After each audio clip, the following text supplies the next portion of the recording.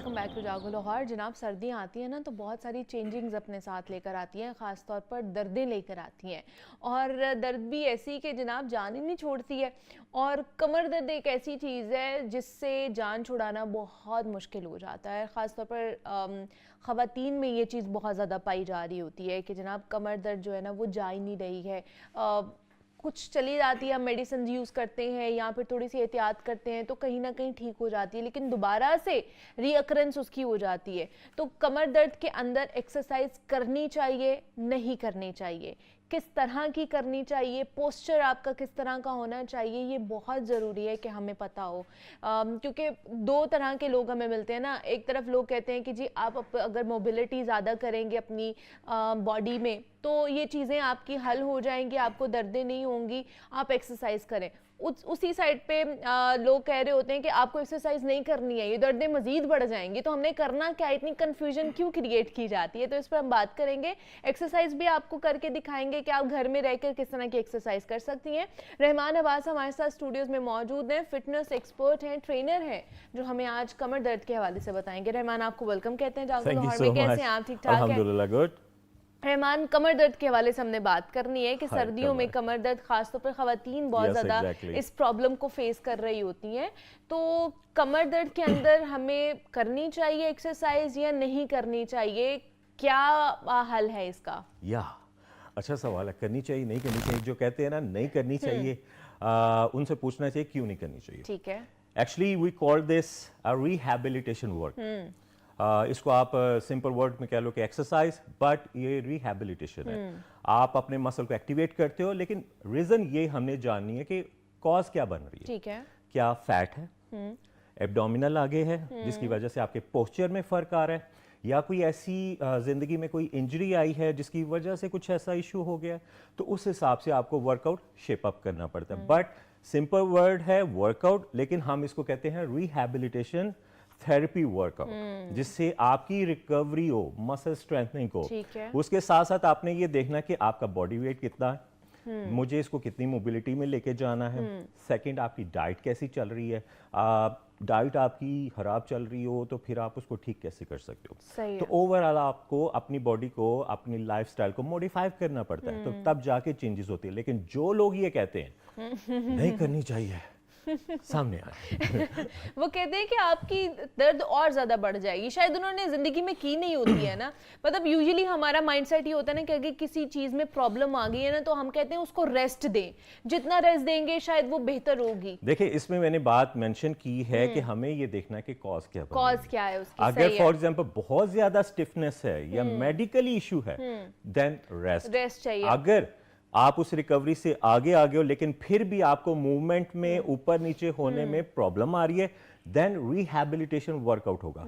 लेकिन मैं फिर बोलूंगा कि जो लोग ये कहते हैं कि नहीं करनी चाहिए, पहले हमने उनको देखना है कि वो प्रो हैं, प्रोफेशनल हैं या सही गाइड कर रहे हैं। तो अगर मेडिकल इशू नहीं है तो देन हम इसको बताएंगे कि कैसे ठीक करना है। अगर मेडिकल इशू है तो देन डॉक्टर से आपने कंसल्ट जरूर करना है। ठीक है। अच्छा, जैसे आपने कहा कि वर्कआउट के साथ आपकी डाइट किस तरह की, ये भी डिपेंड करता है, और डाइट के अंदर आप कितना प्रोटीन ले रहे हैं ये भी तो डिपेंड करता है ना।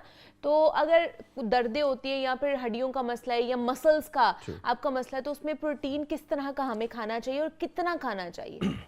देखिए, नॉर्मल पर्सन को तो ये पेन नहीं होगी। कोई ना कोई तो हेल्थ इशू होगा। जो जर्नली मैं देखता हूँ ऑफिस में जो काम करते हैं उनको ये इशू आता है, या खवातीन ऐसी है कि जिनका वेट गेन हो चुका हुआ है।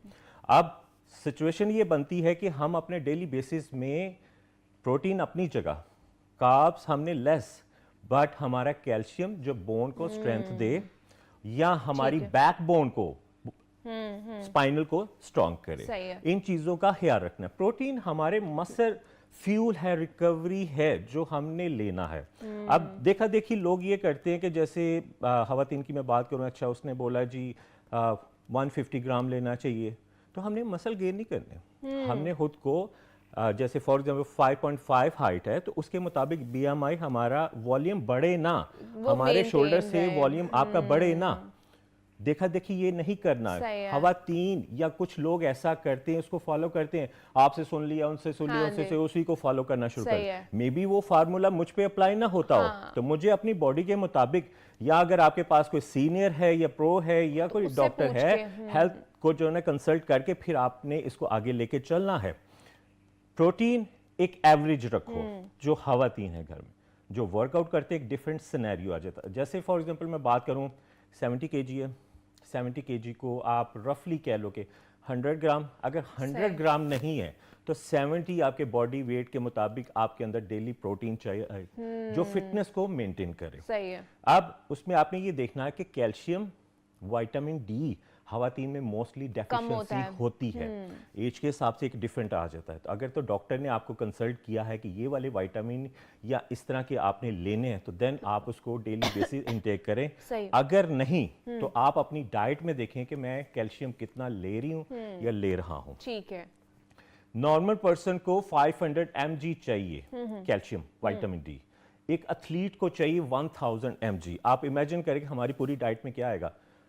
नाश्ते में अंडे हो जाएंगे, बटर हो जाएगा, ब्रेड हो जाएगी, दोपहर को रोटी हो जाएगी, फिर शाम को चावल हो जाएंगे। कैल्शियम तो कहीं नहीं आया, ना दूध का इस्तेमाल चल रहा है, ना दही आया, कहीं पे भी नहीं आया। सही है। तो इन चीजों को हमने देखना है और मेंटेन करना है। अगर हम ये नहीं करेंगे तो बैक में इशू आना शुरू हो जाएगा। ठीक है, फिर ये प्रॉब्लम आना शुरू हो जाती है, फिर आपकी दर्दें निकल आती हैं, आपकी हड्डियां जो हैं वो कमजोर होना शुरू हो जाती हैं। कॉलर है हमारे साथ मोहम्मद अवैस, उनसे बात कर लेते हैं। अस्सलाम वालेकुम। वालेकुम सलाम। जी क्या पूछना चाहेंगे? जी मेरा नाम मोहम्मद अब्बास है, अवैस नहीं। अब्बास, ठीक है जी, क्या पूछना चाहेंगे अब्बास? जी मेरी मिसेस का ना ऑपरेशन हुआ था कोई 1 साल पहले। जी उनका ना एक टांग का मसला आ रहा है, मोहरा उसका ना खींचा गया। ओके ठीक है। तो दोबारा ये हमें रिपोर्ट करवाई तो उन्होंने कहा कि इसका ना ऑपरेट दोबारा होगा। इसका ना जो वो कहते हैं ना डिस्क, वो उसके मसला आ गया, उसका ऑपरेट दोबारा होगा। ठीक है। उसका कोई मसला बता रहे थे आगे। एज कितनी है अब्बास साहब आपकी मिसेस की? 38 है। ठीक है। तो इस हवाले से फिर हम आपको थोड़ा सा गाइड कर देते हैं कि आपको किस तरह की एक्सरसाइज करनी चाहिए। देखिए उसमें सबसे पहले आपने ये करना है कि मैं रिकमेंड पर्सनली ये करूंगा, क्योंकि अगर आपका स्पाइनल का ऑपरेट है तो समझे कि आप जहां हैं आपने वहीं पोजीशन में, इस पेन को समझ सकता हूँ। अगर वहां पे कोई जख्म नहीं है, ठीक है, कोई ऐसा स्वेलिंग नहीं है, स्टिफनेस नहीं है मेडिकली, तो देन आपने ये करना है कि पैचेस मिलते हैं फिजियोथेरेपी के, ठीक है, स्लोन स्पा के नाम से। वो आपने पैचेस फिजियोथेरेपी आपने लगा दी। ठीक है। फर्स्ट। ठीक। सेकेंडली आपको थोड़ी सी एक्स्ट्रा मेहनत करनी पड़ेगी अगर आपने ऑपरेट से बचना है, क्योंकि मैं देखें ओवरऑल ऑब्जर्व करने के बाद डॉक्टर तो ऑब्वियसली आपको बोलेगा कि ऑपरेट करना है, इस तरफ जाना है, तो मैं ये बोलूँगा कि ऑयल मिलता है रूमाटिल, RUMATIL, गूगल पे सर्च कर सकते हैं। उससे आपने सर्कल एक नॉर्मली होता है सर्कल थेरेपी, आपके वेसल्स को एक्टिवेट करने के लिए सुबह शाम करना पड़ेगा। वो चाहिए। सही है। तो अगर डॉक्टर ने उसके साथ आपको विटामिन्स वगैरह बोन स्ट्रेंथनिंग के दिए हैं तो देन आप उसको ऐड वो करें। भी कर लेंगे, और साथ अगर थोड़ी बहुत अगर एक्सरसाइज हम इनको बताएंगे वो भी आप उनको कर लेना। रुबीना है, उनसे भी बात कर लेते हैं। अस्सलाम वालेकुम। रुबीना आपको आवाज आ रही है? अस्सलाम वालेकुम। वालेकुम अस्सलाम। जी रुबीना क्या पूछना चाहती हैं? जी वालेकुम अस्सलाम। क्या पूछना चाहती हैं रुबीना? जी मेरे भाई का मसला है, उसको कमर दर्द है, उसके मोरे में भी गैप है। और कब से है रुबीना? उसको 6 माह हो गया है, लेकिन उसको पट्टों का भी मसला है। ठीक। और टांग में और कमर में दर्द रहता है। और क्या उम्र क्या है उनकी और किस वजह से ये मसला हुआ है उन्हें?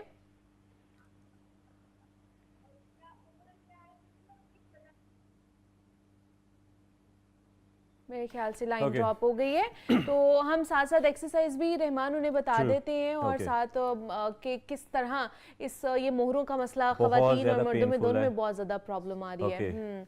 तो आइए फिर हम साथ साथ एक्सरसाइज भी अपने देखने वालों को बता देंगे कि अगर इस तरह का कोई मसला आपका होता है तो आपने जिस तरह आपने बताया कि फिजियो टेप्स होती हैं, आपने उनका भी इस्तेमाल करना है। आपने देखा होगा कि स्पोर्ट्समैन लगाते हैं। हाँ जी, वो लगाई होती है, उन्होंने पैचेस लगाए हुए होते हैं। हाँ, स्लोन स्पार्क के नाम से इजीली किसी भी मेडिकल और ये इनका भाई भी यूज कर सकता है वो। एग्जैक्टली ठीक है। अच्छा, उसमें आपने इस तरह करना है कि मोरो का मसला है, ऑब्वियसली एक बड़ा सेंसिटिव एक इशू है।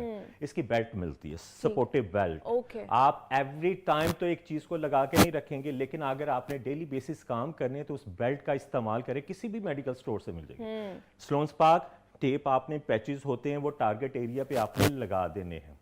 और इसके साथ मैं बताऊं कि आपने कैल्शियम, विटामिन डी जो बोन्स के कंप्लीट एक इंग्रेडिएंट्स हैं उनका इस्तेमाल करना है। अगर आपने डॉक्टर से पूछना है तो उनसे पूछें, नहीं तो ऑस्टिकेयर एक सप्लीमेंट मिलता है बोन्स का, तो उसका इस्तेमाल पर डे 1 टैबलेट आप कर सकते हैं। बट एक्सरसाइज आपने बड़े एक रिदम के साथ करनी है, अंडर प्रेशर होके नहीं करना।